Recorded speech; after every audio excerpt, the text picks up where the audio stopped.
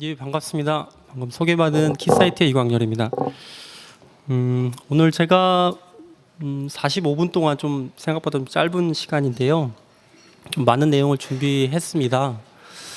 5G에 대한 국제 표준화가 아직 정의가 되어지지도 않고 또 어떤 주파수 밴드를 쓸지 뭐 대역폭이라든지 또 어떤 파형을 사용을 할지 아직 표준이 없다 보니까는 세계적으로 여러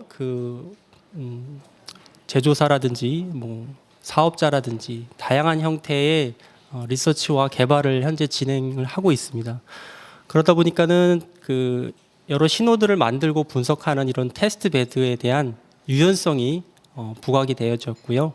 그래서 저희가 오늘 소개해드릴 부분들은 이런 유연성을 제공하는 신호를 생성하고 분석하는 테스트 베드에 대해서 소개를 드릴 것이고요.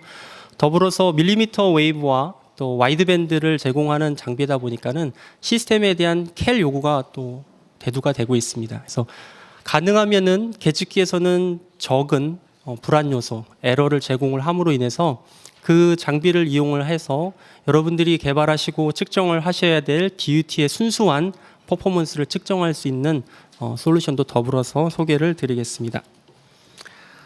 아젠다를 보시게 되면은 5G에 대한 대략적인 설명과 유스 케이스에 대해서 소개를 드릴 것이고요. 이런 유스 케이스를 가능케 하기 위한 현재 거론되어지고 개발되어지고 있는 주요 기술들에 대해서 소개를 드려보겠습니다. 5G는 뭐 기존의 3G나 4G 또는 와이어리스 랜과 같은 이런 기술들을 대체하는 새로운 기술들은 아닙니다. 그래서 기존 기술과 함께 더불어서 사용이 되어질 기술이라고 보시면 될 것 같고요. 새로운 라디오 액세스 테크놀로지로서 밀리미터 웨이브 스펙트럼을 이용한 광대역 서비스를 제공하는 기술이 소개가 될 것 같습니다. 그래서 밀리미터 웨이브를 사용함으로 인해서 또한 다양한 웨이브 폼과 다양한 유스 케이스를 만족하기 위한 기술들을 구현하기 위한 디자인 또 메저먼트 챌린지에 대한 부분도 간략하게 살펴볼 것이고요. 앞서 말씀드렸던 저희 테스트베드 솔루션과 또 새로 출시가 된 시그널 옵티마이저 그리고 저희 키사이트가 보유하고 있는 여러 소프트웨어와 하드웨어를 이용한 몇 가지 유스 케이스를 준비해 봤습니다. 폭발적으로 증가되고 있는 모바일 데이터 트래픽에 대한 요구와 또 우리 주변에 있는 다양한 디바이스들 또 사람 공간들을 연결시키는 이런 IoT 기반으로 해서 조금 더 나은 편의성과 또 삶의 질을 높이려고 하는 요구가 계속 되어지고 있습니다. 이러한 요구를 바탕으로 해서 다양한 형태의 모바일 와이어리스 어플리케이션들이 등장하게 되고요. 따라서 사용자들은 더욱더 빠르고 더욱더 자기 서비스에 적합한 형태의 네트워크를 필요로 하는 요구사항들로 이어져 가고 있습니다. 앞으로 도래될 5G 서비스가 시작이 되면은 기가 BPS 데이터 레이스를 제공받을 수가 있기 때문에 자기를 중심으로 한 그리고 좀 더 몰입형 실감형 서비스를 경험을 할 거라고 예상이 됩니다. 이러한 부분들을 만족하기 위해서는 기존에 사용됐던 4G 또 3G라든지 다른 기술에 비해서 다양한 형태의 개선 요구 사항들이 필요가 되게 될 것입니다. 그래서 4G 대비 뭐 데이터 레이시라든지 용량이란 이런 부분들 또 무선 전송 구간에 대한 지연 시간이 1ms로 또 줄어들어야 된다는 이러한 새로운 챌린지한 기술 요구 사항들이 등장하게 되고 있고요. 이러한 모든 부분들은 제조사라든지 또 사업자들 또 다양한 컨텐츠를 제공해주는 회사들이 비즈니스 모델에 대한 창출로 이어질 거라고 생각이 됩니다.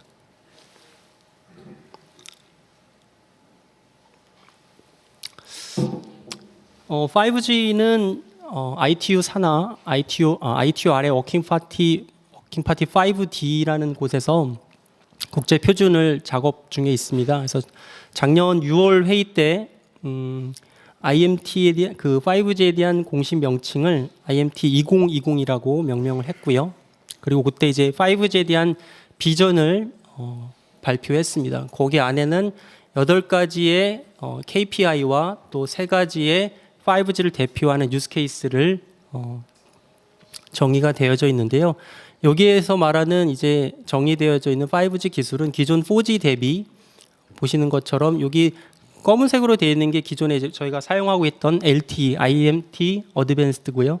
피크 데이터 레이스는 기존보다 20배가 빠른 20기가 bps를 제공을 하는 기술이고, 또한 내가 어디에 있든지 체감할 수 있는 데이터 레이스는 100메가 bps라는 것입니다. 더불어서 스펙트럼에 대한 효율도 3배가 개선이 되고, 모빌리티는 최대 500km 내에서도 서비스를 이루어지고, 레이턴시는 10ms에서 1ms로 감소가 됩니다. 커넥션에 대한 덴시티도 제곱킬로미터당 100만 개, 또 네트워크에 대한 효율도 100배, 그다음에 단위 면적당 에어리어 트래픽 캐패시티도 10배 정도 개선이 되는 기술로 정의가 되어져 있고요.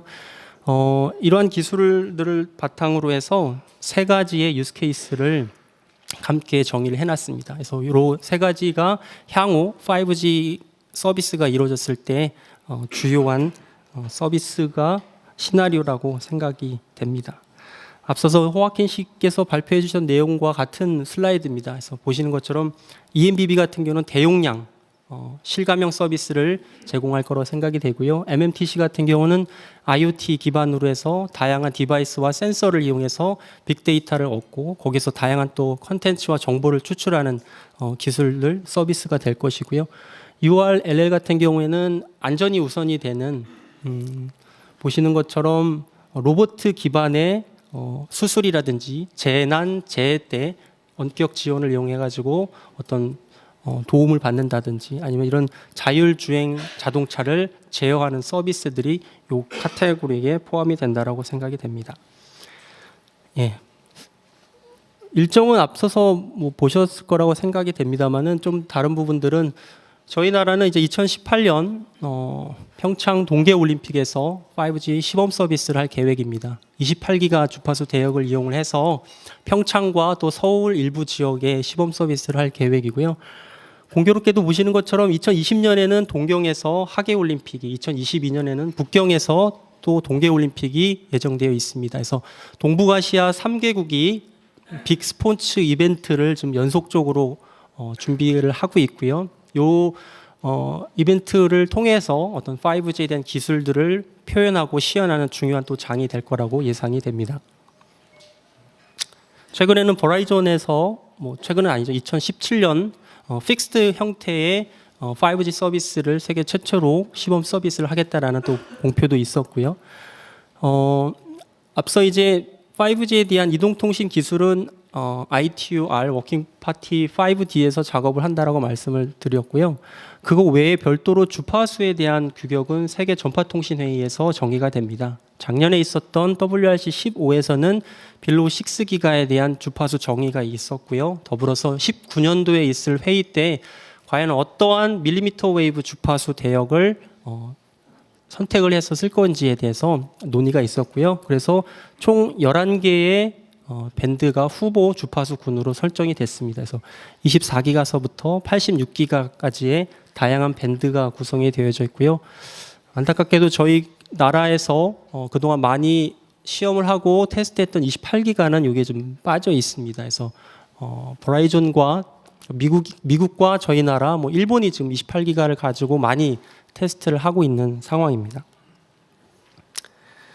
예, 3GPP에 대한 부분들은 앞서 설명을 드리셨을 거라고 생각이 되고요. 말씀드린 것처럼 세 가지의 이런 유스 케이스를 제공하기 위해서는 어떤 독립적인 하나의 기술로는 이런 모든 부분들을 커버하기 어려울 거라고 생각이 됩니다. 매시브 형태의 IoT 디바이스들도 커버를 해야 되고, 또 어떤 특정 핫스팟에서는 광대역의 데이터를 또 제공을 해야 되고, 또 어떤 경우에는 매우 짧은 지연 시간을 제공해주는 서비스가 이루어져야 되기 때문에 보시는 것처럼 우리가 그동안에 사용을 해왔던 existing 테크놀로지는 계속해서 더욱더 진화가 될 거라고 예상이 됩니다. 주로 이제 빌로우 6기가를 이용을 해서 진화가 될 것 같고요. 그거 외에 새로운 형태의 뉴 랏이 등장이 될 거라고 예상이 됩니다. 그래서 현재 LTEA와 LTE 프로와 같이 다양한 주파수 대역을 어그리게이션해서 대용량의 데이터를 보낼 수 있는 부분들이라든지 또한 빌로 6 기가에서 새로운 형태의 웨이폼과 라디오 액세스 기술을 이용해서 주파수 효율과 용량을 증가시키는 기술들이 계속 진화가 되고 있고요. 밀리미터 웨이브 주파수를 이용을 함으로 인해서 좀 더 쉽고 빠르게 고속의 데이터들을 보낼 수 있는 이런 연구들이 많이 논의가 되어지고 있습니다. 밴드위드스는 뭐 매우 다양합니다. 수 메가, 수십 메가서부터 뭐 노키아 같은 경우에는 73기가에서 2기가 밴드위드스를 사용하는 사례도 있었고요. 그래서 그거 외에도 이제 밀리미터 웨이브를 이용을 함으로 인해서 매시브 형태의 안테나, 그래서 스마트 안테나 기술을 이용해서 매시브 마이머라든지 빔포밍을 이용한 기술들이 같이 연구되어지고 있습니다. 사실 이제 이러한 두 가지 기술들이 가장 잘 유연스럽게 연결이 됨으로 인해서 가장 적절한 시기에 적당한 곳에서 사용자에게 최적의 서비스와 자원을 제공을 하는 것이 또 가장 중요한 과제다라고 생각이 됩니다. 오늘 좀 파형에 대해서 잠깐 이제 설명을 드리려고 하는데요. 기존에 이제 LTE로 사용이 되면서부터 저희가 이제 OFDM 방식을 쭉 사용을 해왔습니다만은 앞서 보셨던 다양한 유스 케이스를 제공하기 위해서는 OFDM 요 파형 하나만 가지고는 분명히 제한점이 있습니다.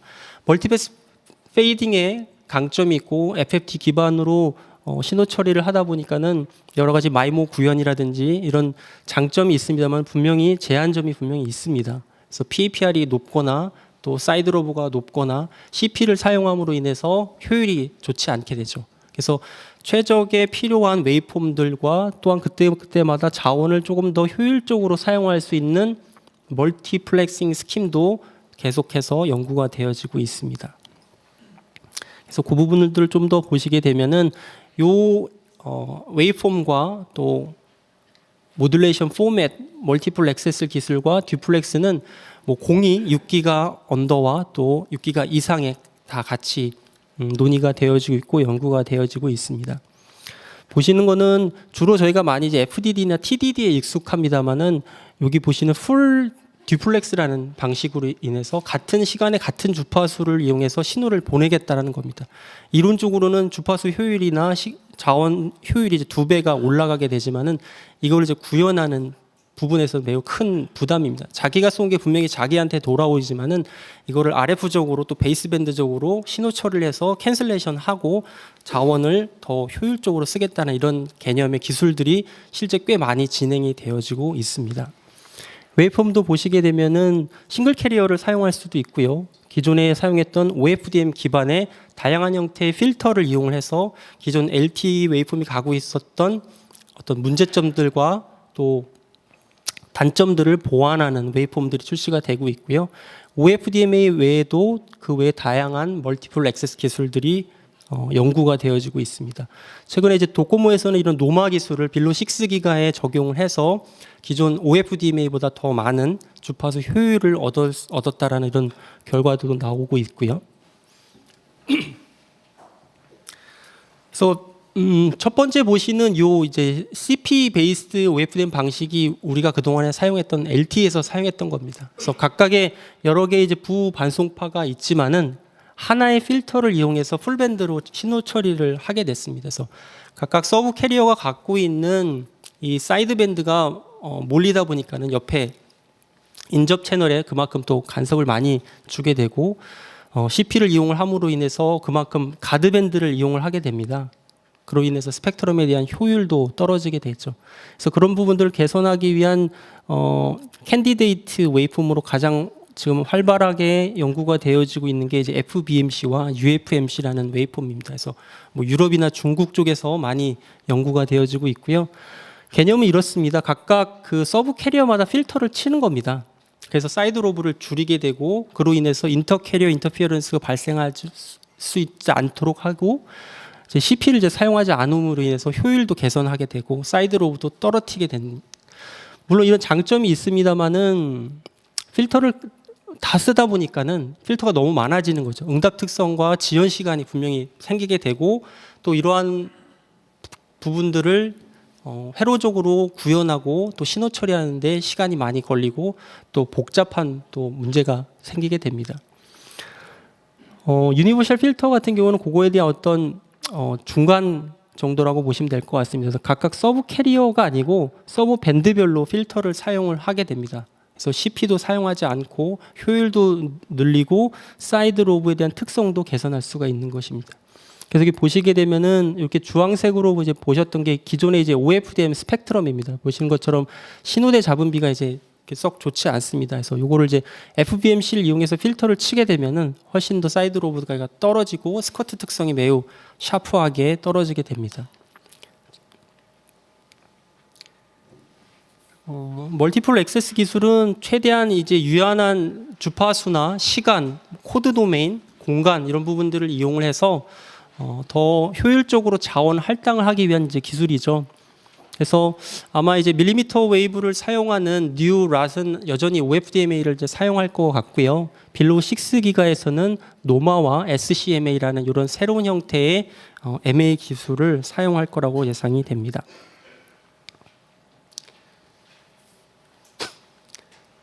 이어서 이제 디자인 챌린지에 대한 부분들을 살펴보시게 되면은 앞서 이제 여러 그 주요 이네이블링 기술에 대해서 살펴봤습니다만은 이런 부분들은 자연스럽게 새로운 챌린지에 대한 문제로 도출을 하게 됩니다.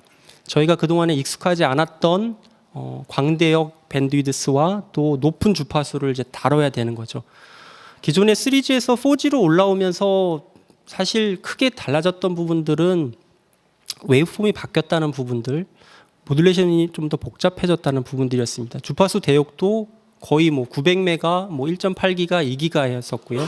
대역폭도 기존에 뭐 3.84 5메가에서 뭐 10메가, 20메가 정도로 소폭 커졌습니다만은 밀리미터 웨이브를 사용하는 경우에는 저희가 그렇게 경험이 많지 않은 주파수 대역과 광대역을 이용한 기술들을 다루고 디자인하고 검증을 해야 된다는 부분들입니다. 그래서 이로 인해서 측정을 해야 될 부분들도 같이 더불어서 많아지게 되는 거죠. 어떠한 모듈레이션 방식과 밴드위드스를 또 사용할 것인지, 또한 최근에 이제 Y기그라고 해서 60기가를 이용을 하는 기술이 상용화되고 제품이 나왔는데 그런 제품들 같은 경우에는 RF 쪽에 포트가 없습니다. 테스트 포트가. 그래서 RF에 대한 성능을 측정하기 위해서는 이제 OTA로, 오버 디 에어로 측정을 해야 되는 거죠. 그래서 RFIC와 안테나가 이제 하나로 몰딩이 돼서 증착이 돼서 나오기 때문에 그만큼 이제 OTA로 어떻게 검증을 해야 될지 이런 부분들에 대한 측정에 대한 메저먼트들, 그리고 또 밀리미터 웨이브를 이용해서 스마트 여러 매시브 안테나를 구현을 하다 보니까 각각 안테나에 대한 캘리브레이션과 또 성능 측정에 대한 부분들이 새로운 뉴 챌린지로 야기가 될 거라고 생각이 됩니다. 사실 저희가 이제 밀리미터 웨이브 주파수를 이용한 통신은 기존에 이미 뭐 수십 년 전서부터 군 쪽에서 레이더라든지 위성 통신 또 군 통신으로 많이 사용이 되어져 왔습니다. 하지만 이제 이동 통신으로 저희가 사용하는 셀룰라로 사용이 되는 부분들이 이제 거의 처음이다 보니까는 여기 보시는 하이 프리퀀시와 하이 밴드위드스, 또 하이 패스로스, 하이 데이터 레이스에 대한 부분들은 여러분들께서 좀 어떤 내용적인 부분들, 개념적인 부분들을 좀 알고 가시면 좋을 거라고 생각이 됩니다. 주파수가 올라가게 되면은 아시다시피 파장이 짧아지고 그로 인해서 페이지 스테빌리티를 유지하는 것이 기존보다 더 어려워지게 됩니다. 단순한 예로 케이블을 휘거나 감거나 꺾음으로 인해서 페이지 특성이 많이 또 틀려지게 되고요. 로스도 변하게 되는 이런 특성들을 가지고 있습니다. 밴드위드스가 기존에는 뭐 수메가, 높아야 수십 메가였지만 이제는 수백 메가, 1기가, 2기가가 되는 밴드를 지원한 앰프를 개발한다라고 생각하게 되면은 매우 챌린지한 부분들이죠. 그렇게 넓은 대역에 이 리니어리티를 보장하는 파워 앰프를 개발하기 위해서는 부담이 많이 되겠죠. 그래서 리니어리티를 보장하기 위해서 더 런 리니어리티 구간까지 사용하다 보니까는 사이드 로브 특성들이 또 안 좋아지게 될 거고, 파워에 대한 이런 아웃풋 파워를 또 만들기 위한 부분들이 매우 어렵다라는 이야기입니다. 밴드위드스가 올라감으로 인해서 인티그리티드 수신기 입장에서는 수신 노이즈 레벨이 올라가게 되겠죠. 그럼 그걸 과연 어떻게 극복을 해야 될 것인지, 수신기 쪽에서 그만큼 노이즈를 제거하기 위한 작업들이 필요해질 거고요. 안테나에 대한 개인이 기존엔 주로 이제 옴니 안테나를 사용했습니다만은 밀리미터 웨이브로 가공으로 인해서는 이제 지향성이 더 좋은 안테나를 이용을 하게 되면 지향성은 확보가 됩니다만 커버리지가 그만큼 좁아지게 되죠. 그래서 더 많은 안테나를 또 사용을 하고 빔포밍을 이용을 해가지고 패스로스를 극복해서 셀 엣지까지 신호를 보내는 이러한 기술들, 또 구현에 대한 방법들이고요. 하이 데이터 레이스로 인해서 당연히 이제 고속의 어떤 신호 처리를 함으로 인한 단말기 입장에서는 배터리 소모가 많아질 거라고 생각이 됩니다. 약간의 어떤 샘플 에러에 대해서도 더 취약하고 민감하게 반응을 보일 거라고 생각이 됩니다. 그래서 뭐 매저먼트에 대한 앞서 잠깐 설명을 드렸습니다만 기존보다 케이블, 안테나 이런 액세서리에 대한 세심한 주의가 필요합니다. 그래서 저희가 이제 토크렌치라는 걸 이용해서 일정한 힘으로 커넥터를 이제 잠궈서 측정을 해야지 할 때마다 손으로 이제 자극이 되면 그때 할 때마다 그거의 힘의 얼마큼으로 내가 잠궜느냐에 따라서 특성이 달라지게 됩니다. 그래서 토크렌치를 사용을 하시고 또한 케이블과 액세서리도 가격이 많이 비쌉니다. 뭐 비단 예로 뭐 2.4mm to 뭐 3.5 이런 아답터 하나만 아답터 하나도 가격이 한 100만 원 정도가 됩니다. 그래서 이런 부분들이 기존에는 익숙하지 않았던 부분들이죠. 또 와이드밴드에 대한 부분들로 인해서 많은 데이터를 보낼 수 있습니다만은 이런 부분들은 또 실질적으로 고려를 해야 됩니다.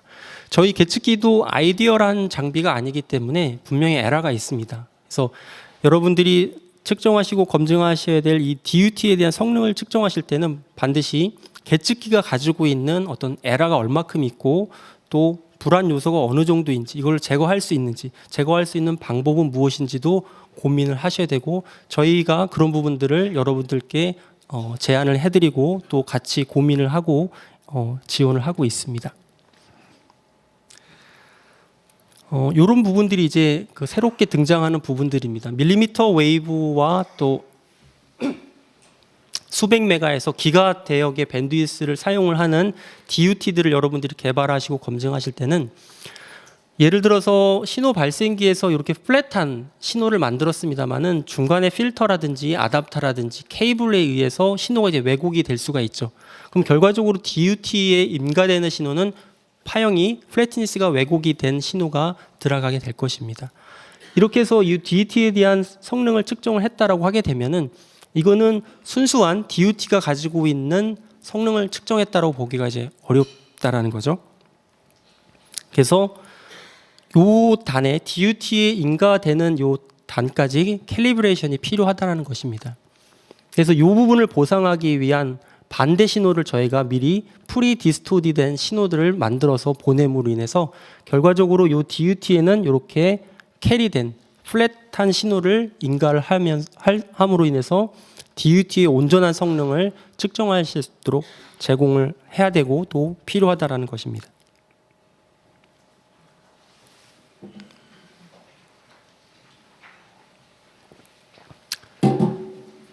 다양한 그 5G 유스 케이스로 인해서 또 아직 5G에 대한 표준이 정의가 되어 있지 않기 때문에 말씀드린 것처럼 다양한 주파수 밴드와 또 신호 대역폭, 또 파형 등 이러한 그 신호들을 이제 검증하고 테스트를 하셔야 된다라는 부분들을 말씀을 드렸습니다. 그래서 이런 부분들은 자연스럽게 테스트 베드, 송신 신호, 수신 신호를 만들 수 있는 이런 테스트 베드가 좀 더 유연한 부분들이 필요하다라는 이야기가 되는 거죠. 그래서 저희 키사이트에서는 5G 플렉서블 테스트 베드라는 것을 만들었습니다. 그래서 보시는 것처럼 소프트웨어와 하드웨어로 구성이 되어져 있고 소프트웨어에서는 이런 시그널을 제너레이션 할 수 있는 소프트웨어가 있고요.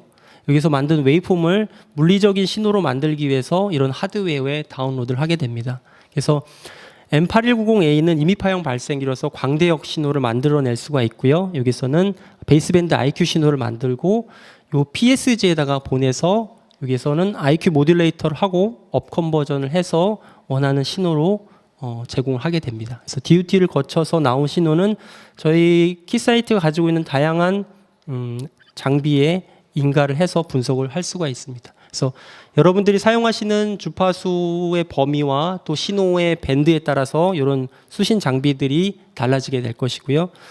여기에서 ADC 된 데이터를 VSA 소프트웨어를 가지고 와서 신호들을 이제 분석하는 것입니다. 에러 벡터 매그니튜드라든지 프리퀀시 에러라든지 프리퀀시 리스판스라든지 이런 항목들을 이제 측정을 하시는 거죠. 그래서 기본적으로 보시는 것처럼 매우 복잡하죠. 다양하게 됩니다. 표준이 없다 보니까는 또 다양한 기능들을 제공을 하다 보니까 저희도 장비가 매우 복잡해지고 많아지게 된 게 사실입니다. 지금 보시는 것처럼 기본 베이스 같은 경우에는 앞서 보셨듯이 이런 장비를 이용하게 되면은 최대 2기가 밴드위드스와 그다음에 44기가까지 캐리어 주파수를 만들어낼 수가 있습니다. 지금 이제 요거를 말씀드리고 있습니다. 100kHz서부터 44기가 어떠한 주파수도 만들어낼 수가 있고요. 대역폭은 2기가 밴드위드스입니다. 주파수가 더 이제 높은 E밴드라든지 그 이상 주파수가 필요하신 경우에는 외부에 이런 업다운 컨버터를 이용해서 주파수를 상향, 하향 변환하실 수가 있고요. 수신기는 좀 요 UXA라는 장비가 최대 50GHz까지 원박스로 신호 분석이 가능하고요. 1GHz를 분석할 수 있는 기능을 보유하고 있습니다. 그래서 마찬가지로 주파수가 더 높아지거나 밴드위스가 높아지게 되면은 여기서는 요 UXA를 그 IF 그냥 다운 컨버터로만 사용을 하고요. 여기서 나온 IF 신호를 오실로스코프에 인가를 합니다. 그래서 오실로스코프에서 IF 신호를 받아서 4기가라든지 더 넓은 대역폭으로 신호를 ADC하고 또 VSA 소프트웨어를 이용을 해서 분석을 하는 이런 테스트 베드를 저희가 보유하고 있습니다. 그래서 현재 이런 테스트 베드를 이용해서 국내 국외에서 5G 관련된 리서치와 또 연구 개발에 많이 사용이 되어지고 있습니다. 앞서 저희 그 평창 올림픽에서는 28기가를 가지고 시범 서비스를 한다고 말씀을 드렸고요. 또 최근에 이제 버라이즌과 또 KT가 같이 트라이얼 5G에 대한 규격들을 공동 작업을 하고 또 버라이즌에서 이제 발표를 했는데요. 거기도 이제 28기가를 이용을 한 부분들이 있습니다. 그래서 이제 28기가에 대한 부분도 저희가 이렇게 좀 간단하게 좀 따로 분리를 해봤습니다. 그래서 별도의 이제 신호를 발생하는 소프트웨어와 또 베이스밴드 신호를 만드는 부분, 여기서 나오는 디퍼런셜 IQ를 PSG에 연결을 해서 IQ 모듈레이터를 거치고 원하는 캐리어 주파수로 변환을 하고 저희 UXA와 VSA 소프트웨어를 이용해서 신호를 이제 분석하는 이런 테스트 베드입니다. 신호를 생성하는 N7608B 시그널 스튜디오라는 소프트웨어가 있습니다. 이 소프트웨어는 보시는 것처럼 5G 캔디데이트 웨이폼과 커스텀 웨이프댐 기능을 탑재를 하고 있습니다. 그래서 이 소프트웨어를 이용을 하셔서 아직 표준이 없다 보니까는 사용자들이 이제 정의를 하시는 거죠. 각각 OFDM에 대한 부분들을 디파인 하셔가지고 웨이폼으로 만들어서 앞에 보셨던 이런 신호 발생기에다 다운로드를 해서 분리적인 신호로 만들어 주는 겁니다. 그래서 앞서 보셨던 다양한 웨이폼과 또 멀티플 액세스 기술을 저희 요 N7608B 시그널 스튜디오를 통해서 만들어서 신호를 생성하실 수가 있습니다. 사실 앞에 이제 저희가 다양한 하드웨어와 또 소프트웨어를 이용을 해서 또 신호를 만들고 이제 분석하는 또 분석 소프트웨어도 있었고요. 또 생성하는 소프트웨어도 이제 별도로 있었습니다. 그래서 이렇게 하다 보니까는 조금 복잡한 것 같기도 하고 또 좀 이렇게 다양하게 있다라는 생각이 듭니다. 또한 중간에 이제 케이블이라든지 픽스처에 대한 에러 부분들이라든지 그리고 이 계측기에서 발생할 수 있는 에러 부분들을 제거하기 위한 작업들이 아마 여러분들이 앞으로 하시고 지금 겪고 있는 일들이라고 생각이 됩니다. 그래서 이런 부분들을 저희가 해결할 수 있도록 시그널 옵티마이저라는 소프트웨어를 최근에 이제 출시를 했습니다. 그래서 기존에는 이렇게 저희가 제공을 했었죠. 별도의 소프트웨어와 하드웨어를 이용해서 생성과 분석을 했었습니다만은 요 통합 소프트웨어에서는 요 두 가지뿐만 아니라 와이드밴드 캘리브레이션을 할 수 있도록 제공을 하고 있습니다. 그래서 K3101A라는 이 옵션은 이제 캘리브레이션용인 거고요. 어떠한 웨이브폼을 여러분들이 만드시고 분석하실지에 따라서 이런 별도의 옵션들을 선택하실 수가 있습니다. 그래서 커스텀 OFDM을 할 건지 아니면은 캔디데이트 LTE 신호를 할 건지에 따라서 선택하시게 되면은 신호를 생성하고 또 분석을 하실 수가 있게 되는 것이죠. 그래서 앞서 말씀을 드린 것처럼 유연한 테스트 베드와 또 캘리브레이션이 된 테스트 베드가 아마 여러분들이 하시는 업무에 필요할 거다라는 생각이 들고요. 그것을 해결하기 위한 방법이 앞서 설명해 드렸던 5G 플렉서블 테스트 베드와 시그널 옵티마이저의 조합이라고 생각이 됩니다. UI를 보시게 되면 이렇게 그 시스템 블록 다이어그램으로 제공이 되어져 있습니다. 그래서 여기서 내가 어떠한 신호를 만들 것인지 아니면 내가 이미 만들어 놓은 웨이폼이 있으면 그 웨이폼을 불러올 수도 있고요. 신호를 정의하시게 되면 이 신호를 내가 어떠한 신호 발생기에다가 다운로드를 할 건지 빌로 6기가 쪽 장비를 이용해서 신호를 발생할 건지 아니면은 밀리미터 웨이브의 광대역 장비를 이용해서 신호를 발생할 건지 이렇게 트랜스미터 하드웨어를 정의를 하시고 수신기 쪽 스펙트럼 애널라이저를 쓸 건지 오실로스코프를 쓸 건지 이런 부분들을 이제 정의를 해서 신호를 만들고 분석을 메저먼트해서 하시면 됩니다. 또한 캘은 여기 오른쪽에 보시게 되면 따로 캘을 하기 위한 위자드를 저희가 만들어 놨습니다. 그래서 각 스텝 바이 스텝별로 여러분들이 쉽게 캘을 할 수 있도록 제공을 하고 있고요. 그래서 캘에 대한 부분들은 기본적으로 저희 송신기 쪽, 수신기 쪽을 저희가 독립적으로도 할 수 있고요. 그 다음에 이렇게 같이 진행을 할 수도 있습니다. 그래서 수신기 쪽을 저희가 캘을 이제 먼저 할 때는 이렇게 컴 제너레이터라는 것을 이용해서 레퍼런스 신호를 만들고요. 이 레퍼런스 신호를 통해서 수신기 캘을 먼저 합니다. 그래서 캘이 끝난 수신 장비를 이용해서 송신 장비 캘을 하게 됩니다. 그래서 그 부분을 설명을 드리게 되면은 이렇게 콤프 제너레이터에서는 들어온 신호에 대한 하모닉 신호들을 쭉 순차적으로 만들고 매우 페이즈에 대한 특성이 좋은 신호들을 만들어내게 됩니다. 그래서 이 신호를 저희 시그널 애널라이저에 보내고 내부 캘리브레이션 소프트웨어를 이용해서 캘을 하게 되면은 요 저희 수신기에 대한 부분이 이렇게 캘이 완성이 되고 이 상태에서 어떤 송신기 여러분들이 개발하고 계신 송신기를 인가하심으로 인해서 이 송신기의 특성을 정확하게 측정할 수 있도록 제공할 수가 있고요. 이렇게 캐리된 수신기를 이용을 해가지고 요번에는 이런 송신 장치를 캘리브레이션 하는 과정입니다.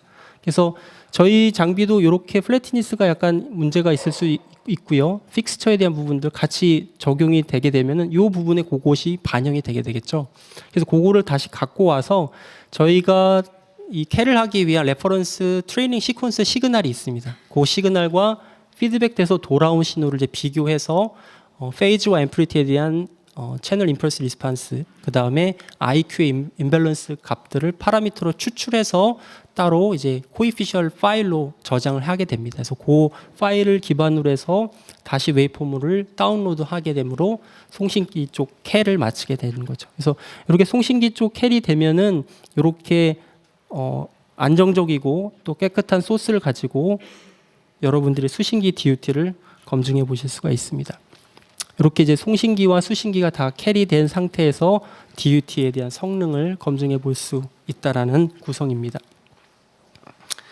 앞서서 다양한 그 기술들과 유스 케이스를 지원하기 위해서 기존의 기술들은 계속 인핸스가 되고 또 새로운 형태의 라디오 액세스가 등장할 거라고 말씀을 드렸습니다. 그래서 저희 시그널 옵티마이저에서는 이렇게 신호를 선택을 할 때 보시는 것처럼 이 부분을 클릭하게 되면은 이렇게 웨이폼들을 선택하실 수가 있습니다. 그래서 캔디데이트 웨이폼들을 선택하시게 되면 이 화면에 들어가서 필요한 웨이폼들을 정의하실 수도 있고요. 이미 만들어 오는 파일이 있다라면 그 파일을 임포트해 오실 수도 있습니다. 그래서 여기서 송신기와 수신기를 거쳐서 메저먼트를 하실 수가 있도록 저희가 다양한 어플리케이션과 웨이폼을 측정할 수 있도록 제공을 하고 있고요. 저희 키사이트가 보유하고 있는 다양한 송신기와 수신기를 이렇게 지원을 하고 있습니다. 여기 외에 있는 장비들은 앞으로 계속해서 추가가 될 것으로 예상이 됩니다. 앞서 보셨던 28기가에 대한 구성에서 이렇게 저희 캐릴 부분이 추가가 된 겁니다. 그래서 지금 밖에 이제 데모 부스에 보시게 되면 저희가 요 구성에다가 이렇게 캐를 해서 지금 데모 시연을 하고 있습니다. 그래서 관심 있으신 분들은 방문을 해서 좀 더 보시면 좋을 것 같고요.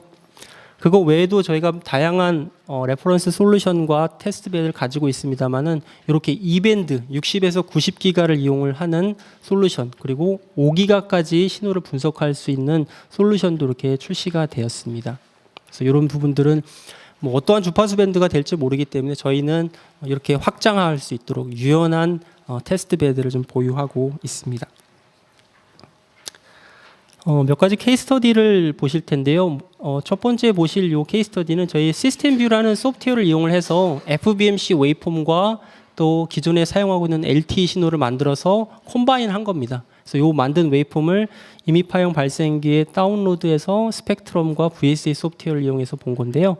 보시는 것처럼 이제 센터 2기가 기존 이제 LTE 밴드에 LTE 가입자가 있고 사용하지 않는 밴드 동안에 FBMC를 이용해서 이제 사용자가 들어온 겁니다. 그래서 이렇게 유효하게 FBMC 웨이폼을 이용을 해서 사용을 하고 있는데, 이때의 이 두 FBMC 웨이브 폼에 의해서 얼마나 영향을 받고 있는지를 측정을 해보는 겁니다. 그래서 현재는 EVM 퍼포먼스가 이제 0.6%예요. 스쿼트 특성이 매우 좋기 때문에 바로 인접하게 FBMC가 존재해도 크게 영향을 받고 있지 않습니다만은, 앞서 이제 FBMC는 각 서브 캐리어별로 필터를 사용했다라고 말씀드렸는데, 이 필터의 개수를 좀 줄여봤습니다. 그래서 100개일 때는 EVM이 이 기존 사용자 LTE 가운데 있는 사용자 EVM이 0.6%밖에 외부 인터페어런스를 받고 있지 않았습니다만은, 보시는 것처럼 필터 수를 감소함으로 인해서 스펙트럼이 옆으로 이제 퍼지는 것을 보실 수가 있습니다. 그래서 한 60개까지 줄이게 되면은 이 스펙트럼이 옆으로 퍼져서 기존에 있던 LTE 사용자에다가 영향을 주게 되는 거죠. 그래서 EVM이 0.6에서 2.1% 줄이게 되면은 20%까지. 그러니까 이런 실제 유스 케이스가 발생할 수가 있겠죠. 여러 시나리오에 따라서. 또 하나는 지금 현재 많이 연구가 되어지고 시험하고 일부 모듈로도 나와 있는 제품들일 텐데요. 이제 버라이전의 트라이얼 스펙을 만족하는 제품들이 한참 개발 중에 있습니다. 그래서 저희 키사이트에서도 보시는 것처럼 이렇게 153.6메가 샘플링 레이트과 또 2048 FFT 또 75kg의 서브 캐리어 스페이싱, 그러니까 기존 LTE의 딱 5배 사이즈죠. 8개의 캐리어를 28기가 중심 주파수에서 만들었고요. 그거에 대한 EVM 특성이 지금 마이너스 38.2dB가 나오고 있습니다. 그래서 보시는 것처럼 이제 64컴 커스텀 OFDM으로 저희가 신호를 만들어서 이제 분석을 한 거고요. 신호에 대한 리스판스 특성입니다. 지금 동일한 신호인데 요거는 양 옆에 이제 인터피어런스가 없는 경우를 저희가 사례를 든 겁니다. 보시는 것처럼 앞서 그림에서는 좌우에 현재 다른 채널이 다른 가입자가 존재함으로 인해서 인터페런스가 더 생기게 될 거고요. 옆에 이제 이렇게 저희가 사용자들을 제거를 한 겁니다. 그래서 시그널 옵티마이저에서는 이렇게 각각 주파수 옵셋을 선택을 해서 다양한 캐리어 구성을 선택하실 수가 있고요. 지금 보시는 것처럼 여기는 이제 시그널 옵티마이저를 저희가 이용을 해서 측정을 한 결과인데요. 옵티마이저를 끄게 되면은 어떻게 변하는지 좀 보십시오. EVM이 38로 한 2dB 정도 나빠졌습니다. 그러니까 이거는 저희가 TX 캘만 지금 한 상태예요. 아까 이제 이미파형 발생기와 PSG가 가지고 있는 IQ 임밸런스와 앰플리튜드 페이즈를 저희가 코렉션을 해서 이 정도의 이제 개선을 본 거고요. 플래티니스를 보시는 것도 기존에 캘을 하기 전보다 이 특성이 더욱더 개선이 되는 것을 확인하실 수가 있습니다. 보시는 것처럼 이게 시그널 옵티마이저로 캘을 하기 전이었고요. 여기 이제 캘을 한 후의 결과값입니다. 또 다른 사례는 이제 70기가 사용을 하는 경우인데요. 보시는 것처럼 이제 바로 다이렉트로 분석을 지금은 할 수가 없기 때문에 업다운 컨버터를 이용해 가지고 주파수를 이제 하향 변환하거나 상향 변환을 해서 중간에 낮은 IF 주파수 7기가로 또는 4기가로 변환을 해서 신호를 측정하고 이제 분석하는 이런 테스트 베드와 또 시험 결과들이 있습니다. 이어서 설명을 드릴 내용이 있는데요. 아마 여러분들 자료에는 없을 겁니다. 저희가 지금 몇 년째 이렇게 5G에 대한 포커스를 해서 계속 세미나를 하고 있습니다. 또 계속 참여를 하신 분들은 아시겠습니다만 저희 솔루션이 계속 진화가 되고 있습니다. 사실 분석 쪽에서는 앞에 보셨던 UXA 같은 경우에는 50기가에 1기가 어널리시스 밴드위스를 지원하는 장비입니다. 업계에서 가장 넓은 밴드위스와 그다음에 주파수를 제공하고 있는데요. 이전에는 그런 부분들이 제공이 안 됐기 때문에 장비 2대를 이용해서 스펙트럼과 그다음에 오실로스코프를 이용을 해서 50기가의 1기가 밴드위스를 분석을 했었습니다. 하지만 이제 저희도 이렇게 좀 더 컴팩트하고 여러분들이 사용하기에 편리한 장비들도 계속 출시가 되어지고 있습니다. 요 그림을 좀 주목해서 봐주시길 바랍니다. 저희가 이제 엊그저께 10월 4일 날 세계 최초로 3Hz서부터 110GHz까지 컨티뉴어스 수입할 수 있는 세계 최초의 스펙트럼 애널라이저를 출시를 했습니다. 그래서 기존에는 저희가 UXA 같은 경우는 50기가이기 때문에 더 높은 주파수를 사용하기 위해서 외부에 스마트 믹서라는 것을 이용을 해서 110기가까지 주파수를 이제 밴디드 형태로 이렇게 넓혔습니다만은 이 장비를 이용하시게 되면은 한 수입에 한 번에 110개까지 수입을 할 수가 있고요.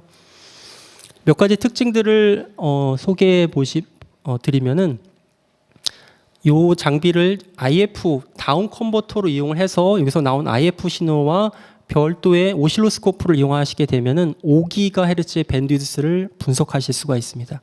그러니까 캐리어는 110GHz고요. 분석 대역폭은 5GHz까지 가능합니다. 인터널 밴드위스 분석 대역폭은 1GHz고요. 그리고 110GHz까지 장비가 디스플레이할 수 있는 노이즈 랩은 마이너스 150dBm으로 매우 낮습니다. 보시는 것처럼 이 포트가 저희가 RF 포트가 2개가 있습니다. 이쪽 포트는 1mm 타입의 110기가까지 지원해주는 포트고요. 이쪽은 2.4mm로 되어져 있는 50기가까지 되는 포트입니다. 그래서 저희가 이렇게 밀리미터 웨이브 쪽을 지원을 하다 보니까 고객들이 많은 피드백이 뭐냐면은 이렇게 1mm짜리나 1.85mm짜리 포트가 하나 있는 경우에는 주파수 이 스펙트럼이나 네트워크 애널라이저 같은 경우는 다양한 주파수를 이제 측정을 해야 되죠. 예를 들어서 내가 3기가짜리를 측정을 해야 되는데 1mm짜리 요 커넥터를 이용하려면은 별도의 아답터라든지 케이블을 이용을 해야 됩니다. 가격도 비싸고요. 매우 조심하게 다뤄야 됩니다. 하지만 이렇게 범용으로 많이 사용하고 있는 4mm를 이용하게 되면은 효과적으로 3Hz 50GHz를 분리해서 여러분들의 필요한 형태의 측정을 할 수 있도록 제공하고 있습니다. 예, 다양한 정보들이 있습니다만은 오늘 또 제한된 시간 내에 많은 정보를 제가 드리지 못한 것 같아서 좀 더 자세하고 또 필요한 부분들은 저희 웹사이트나 또 오늘 요 세미나장 안에서 또 요청을 해주시면은 저희가 또 따로 시간을 내서 방문을 드려서 상담을 진행하겠습니다. 예, 제가 준비한 내용은 일단 여기까지입니다. 예, 감사합니다.